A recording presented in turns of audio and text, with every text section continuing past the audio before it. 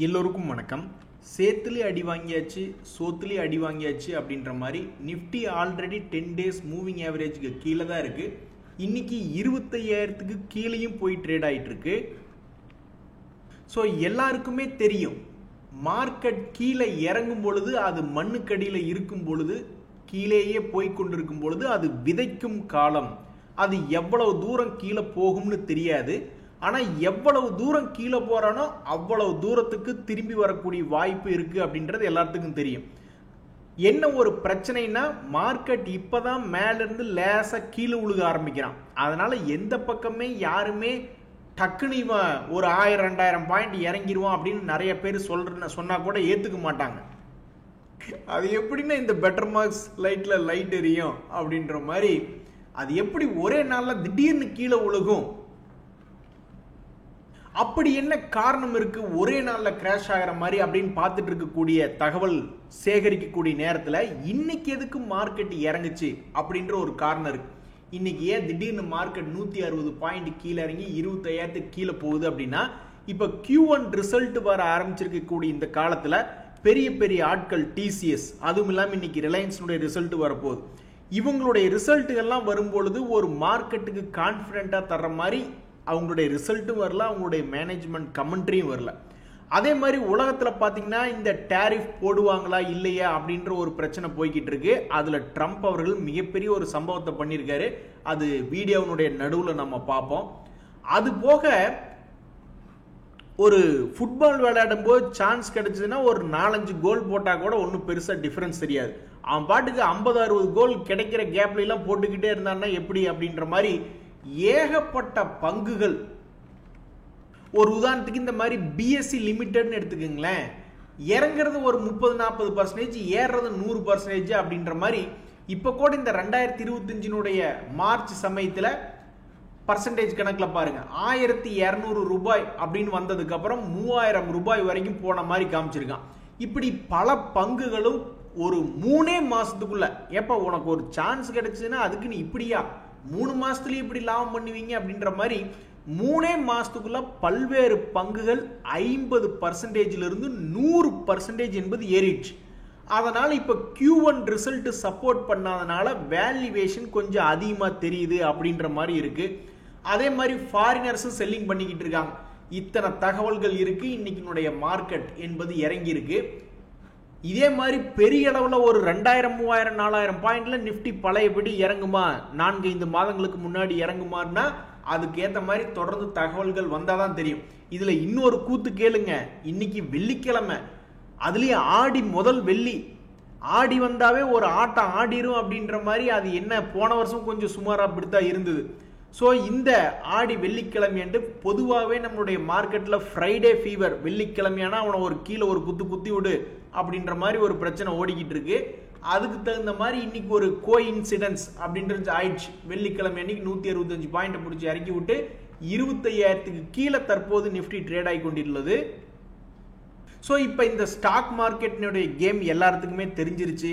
So market நல்லா கீழே இறங்கி அப்புறம் மறுபடியும் ஏறட்டும் அப்படின்ற மாதிரி பல பேர் வெயிட் பண்ணிக்கிட்டு இருக்காங்க.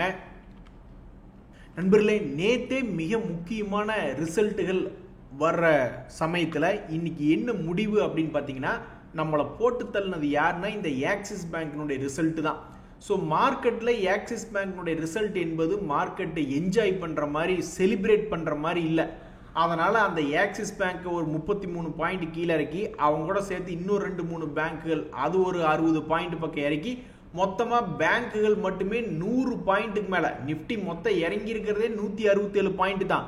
அதுல 100 பாயிண்ட் யாரு கான்ட்ரிபியூட் பண்ணியிருக்காங்கன்னா இந்த பேங்குக்கு தான். 100 பாயிண்ட்டுக்கு மேல. ஒருவேளை இந்த 100 பாயிண்ட்டுகளையும் மைனஸுக்கு போறதுக்கு பொதுவாக ஆக்சிஸ் பேங்கினுடைய ரிசல்ட் நல்லா வந்திருந்து அப்படியே திருப்பி 100 பாயிண்ட் ஏற்றிருந்தான்னு வச்சுங்களேன், நம்மளுடைய மார்க்கெட்டே பிளஸ்ல இருக்கும். ஸோ நம்மளுடைய மார்க்கெட் இன்னைக்கு பெரும்பாலும் இறங்குறதுக்கு மிக முக்கியமான காரணம் இந்த Q1 ரிசல்ட் ரொம்ப சுமார் அப்படின்றதுனால தான். இந்த முறை சுமாரான ரிசல்ட் கொடுத்தும் நல்லா ஏறின ஐடி பங்கு அப்படின்ற லக்கு யாரு கிடைச்சிருக்குன்னா விப்ரோ கிடைச்சிருக்கு. விப்ரோனுடைய குவார்டர்லி ரிசல்ட் வந்து போன குவார்டரோடவும் லாபம் குறைவா கொடுத்துருக்காங்க. அதே சமயம் அவங்களுடைய சேல்ஸும் கம்மியா இருக்கு. இருந்தாலும் இந்த மாதிரி மிக்சடாக தான் ட்ரேட் ஆகுது ஸ்டாக் மார்க்கெட்டில். ரிசல்ட் வந்ததுக்கப்புறம் சமீபத்தில் சில குவார்ட்டர்களில் ஐடி கம்பெனியில் ஏதாவது ஒன்றை ஏற்றி விட்டுறாங்க. அந்த வகையில் ரிசல்ட் வந்ததுக்கப்புறம் இந்த குவார்ட்டரில் ஏறிய ஒரு முன்னணி ஐடி கம்பெனியாக இந்த விப்ரோ இருக்கு. ஏற்கனவே மார்க்கெட் கீழே இறங்கிட்டு இருக்கும். இதில் ரிலையன்ஸினுடைய ரிசல்ட்டினுடைய இம்பேக்ட் வந்து நாளைக்கு இம்பேக்ட் ஆகிறதுக்கு வாய்ப்பு இல்லை. ஸோ விளங்கிடும் மார்க்கெட் அப்படின்ற மாதிரி அவன் நல்லா பாசிட்டிவாகவே ரிசல்ட் கொடுத்தாலும் அப்புறம் சனி ஞாயிறில் ஏதாவது ராமலிங்கம் சோமலிங்கம் சேர்ந்துக்கிட்டு எனத்தையாவது ஒன்று பண்ணிக்கிட்டாங்கன்னா அப்புறம் ரிலையன்ஸினுடைய நல்ல ரிசல்ட் ஒருவேளை வந்தால் அது திங்கக்கிழமை இம்பேக்ட் ஆகாமல் போகிறதுக்கு வாய்ப்புகள் அதிகம். ஸோ இப்போதைக்கு மார்க்கெட் விளங்கிடும் அப்படின்னு மனசுக்குள்ளே தான் ஓடிக்கிட்டு இருக்கு. இன்னைக்கு வரக்கூடிய ரிசல்ட்டுகளும் சாதாரண ரிசல்ட் இல்லை. அதுலேயும் வந்து நல்ல லோ ப்ரைஸில் இருக்கக்கூடிய ஹிந்துஸ்தான் ஜிங்கு, ஐஓபி, எம்ஆர்பிஎல் இது போன்ற பங்குகளும் கீழே இருக்கக்கூடிய நேரத்தில் கரெக்டாக ரிசல்ட் வரக்கூடிய சமயத்தில் பாவம் இந்த பங்குகளினுடைய இம்பேக்ட் எல்லாம் நாளைக்கு வரக்கூடிய வாய்ப்பு என்பது இல்லாமல் போகுது. திங்கக்கிழமைங்க இது 2 நாள் கேப் விழுந்துருது. ஸோ இதனோட இம்பேக்ட் எல்லாம் எந்த அளவுக்கு இருக்குன்னு தெரியல. ஸோ ரிலையன்ஸே நினைச்சாலும் நம்மளை காப்பாற்ற முடியாத மாதிரி ஆகிப்போச்சே நாளைக்கு அப்படின்ற மாதிரி நாளைக்கு லீவாக போச்சு. அதில் பாருங்க உசுரை வாங்கிறதுக்குன்னே இருக்காங்க அப்படின்ற நம்ம மைண்ட் ஃபீலிங்கில் ட்ரம்ப் அவர்கள் என்ன சொல்றாருன்னா, நான் 150 இப்போ சமீபத்தில் சில கண்ட்ரிகளுக்கு வந்து லெட்டர் அனுப்பிச்சிருந்தாரு எவ்வளவு டேரிஃப் கட்டணும் அப்படின்ட்டு. அது போக அதில் இந்திய லிஸ்ட் வரல. ஆச்சரியகரமான முறையில் அந்த லிஸ்ட்டில் நம்மளுடைய இந்தியா வரல. ஜப்பானெல்லாம் கூட வந்துச்சு. ஜப்பானில் கூட எங்களை கூப்பிட்டாகோ அப்படின்ட்டு ஜப்பானுக்கெல்லாம் கூட போச்சு. இன்னும் இந்தியாவுக்கு லெட்டர் போகல. மறுபடியும் ஒரு 150 கண்ட்ரிக்கு லெட்டர் அனுப்புறேன்றாரு. அதுலேயும் கண்டிப்பாக இந்தியா வர்றதுக்கு வாய்ப்பு இல்லை. ஏன் அப்படின்னாக்கா அந்த 150 கண்ட்ரிலும் பெருசாக பிஸ்னஸ் பண்ணுறதில்ல அப்படின்ற மாதிரி சொல்லியிருக்காப்புல. ஸோ அதுலேயே அப்போ இந்தியாவினுடைய பேர் வரப்போகிறதில்ல. ஸோ மக்கள் என்ன சொல்கிறாங்கன்னா, மக்கள் என்ன நினைக்கிறாங்க அப்படின்னா, இப்போ கூட ட்ரம்ப் அவர்கள் என்ன சொல்கிறாருன்னா, இந்தியா கூட ரொம்ப பாசிட்டிவான அப்ரோச் இருக்குன்றார். எப்பா நீ பாசிட்டிவ்னு சொன்னாவே அது நெகட்டிவ் தான்ப்பா போகுது அப்படின்ற மாதிரி இன்னைக்கு நிஃப்டி வேற 25,000 கீழே க்ளோஸ் ஆகிட்டு இருக்கு. ஸோ எல்லாமே ராமலிங்கம் அவர்களுடைய கையில் தான் இருக்குது. ஸோ ஒரு இந்திய பிரஜையாக நாம் எல்லாம் கேட்டுக்கிறது என்னென்னா, மிஸ்டர் ட்ரம்ப் எங்களுடைய பொருளாதாரம் உங்களுக்கு எவ்வளவோ சப்போர்ட் பண்ணுது, எங்களை ஏன் வந்து நோண்டுறீங்க அப்படின்ற மாதிரி தான். நண்பர்களே, ஸ்டாக் மார்க்கெட் இறங்கும் போது தான் ரொம்ப விவரமாக இருக்கணும். ஏன்னா உச்சியிலிருந்து கொஞ்சோண்டு கீழே விழுந்த பங்குகளுக்கும் ஆல்ரெடி ரொம்ப கீழே விழுக்கக்கூடிய பங்குகளுக்கும் வித்தியாசம் இருக்குது. ஏன்னா ஏதாவது பெரிய கைங்க வந்து லாபத்தில் இருக்கிறத வித்துட்டு, அதான் மார்க்கெட் கீழே இறங்குற மாதிரி தெரிஞ்சுன்னா எதுக்கு லாபத்தில் இருக்கிறத வித்துட்டு கொஞ்சம் விலை கம்மியாக இருக்கிறதுக்கு ரீபேலன்ஸ் பண்ணலாமா, அந்த மாதிரி ஏதேதோ யோசிப்பாங்க. அந்த வகையில் கீழே விழுந்து கிடக்கக்கூடிய பங்குகள், கீழேயே கடந்து கொண்டிருக்கக்கூடிய பங்குகள் அப்படின்ற மாதிரி சில பங்குகளில் இந்த பஜாஜ் ஆட்டோ அப்படின்றது கடந்த 2-3 மாதங்களாக மட்டும் இல்லை, போன வருஷம் ஆகஸ்ட் மாதத்திலிருந்தே கீழே இறங்கி கீழே தான் கிடக்குது. ஸோ சமீபத்தினுடைய அப்வர்டு மொமெண்டமில் இது மேலே வரல. அதே மாதிரி டைட்டன் அப்படின்ற பங்குமே தற்போது கடந்த 1 மாதத்தினுடைய லோ ப்ரைஸில் தான் ட்ரேட் ஆகிக்கிட்டு இருக்கு. ஸோ இது போன்ற முன்னணி பங்குகளுமே பலதும் இன்னும் 52 வீக் லோவில் தான் ட்ரேட் ஆகிக்கிட்டு இருக்கு. இவன் எப்போ 52 வீக் ஹை வருவாங்கன்னு தெரியல. ஸோ பஜாஜ் ஆட்டோனுடைய போன குவார்ட்டர்லாம் பார்த்தீங்கன்னா 2196 கோடியிலிருந்து குறைச்சலாக 1802 கோடி தான் லாபமே பண்ணியிருக்காங்க. இந்த முறை ஒரு 2200 இது தாண்டுதா என்ன அப்படின்றது பல பேர் பார்த்துட்டு இருக்காங்க. ஏன் அப்படின்னாக்கா அதனுடைய 52 வீக் லோலேருந்து ரொம்ப தூரம் தள்ளி ட்ரேட் ஆகிக்கிட்டு இருக்கு.